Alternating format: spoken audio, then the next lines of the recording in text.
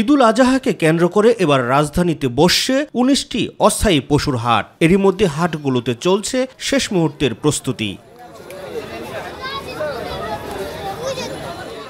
কোনো হাটে পশু আসা শুরু করলেও বেচাকেনা আরম্ভ হতে সময় লাগবে আরো ২ থেকে ৩ দিন। গোখাদ্যের দাম বেশি হওয়ায় এবার পশুর দামও কিছুটা বেশি হবে বলে মনে করছেন ব্যবসায়ীরা। কেসারেন শেকড় থেকে শিখরে। আমার গরু আছে আপনার এক গাড়ি, ২ গাড়ি, ৩ গাড়ি করে আসছে। হ্যাঁ, আসছে আর ২ গাড়ি আসছে। কেমন আশা করতেছেন এবার আশা তুই ভালো করা আশা আছে, এখন আল্লাহ কৃপা করবে। আমাদের গরু লিবের আসলে পারে দাম দিয়ে নিতে হবে। কেন মনে করেন ৯০ টাকা ৮০ টাকা কেজি ভুসি, তারপর গুড় লাগে, ১ কেজি গুড়ের দাম ১২০ টাকা।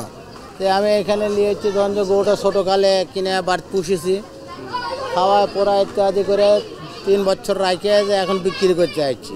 রাজধানীর পলিটেকনিক ইনস্টিটিউট সংলগ্ন হাটটির ইজারাদার জানান, নিরাপত্তার জন্য আইনশৃঙ্খলা রক্ষাকারী বাহিনীর পাশাপাশি সার্বক্ষণিক সিসিটিভি ক্যামেরার মাধ্যমে পর্যবেক্ষণ করা হবে পুরো এলাকা। তো আমরা অনুমতি পেয়েই ইতিমধ্যে আমরা মাঠের ভিতরের সকল প্রস্তুতি আমরা সম্পন্ন করে ফেলেছি।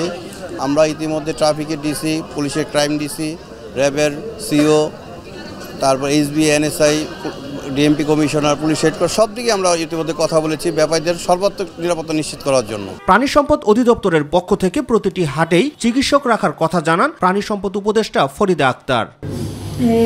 হাটগুলোতে ভেটেরিনারি ক্লিনিকের আমাদের সার্জনরা থাকবেন, ওখানে স্থায়ীভাবেও থাকবে এবং মোবাইল ভেটেরিনারি ক্লিনিকও ওখানে কাজ করবে। পশুবাহী ট্রাক সহ হাটে চাঁদাবাজি বন্ধে এরই মধ্যে কেন্দ্রীয় মনিটরিং সেল এবং হটলাইন নাম্বার চালু করা হয়েছে বলে জানান প্রধান উপদেষ্টার প্রতিরক্ষা বিষয়ক বিশেষ সহকারী লেফটেন্যান্ট জেনারেল অবসরপ্রাপ্ত আব্দুল হাফিজ।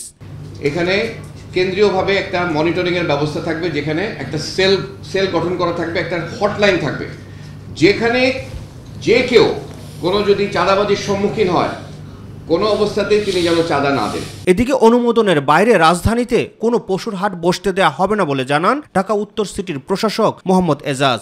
অবৈধ কোনো হাট আমরা এবার অ্যালাউ করব না। 2 সিটি কর্পোরেশনের কঠোর সার্ভিলেন্স থাকবে, পুলিশের সার্ভিলেন্স এবং আমাদের থাকবে।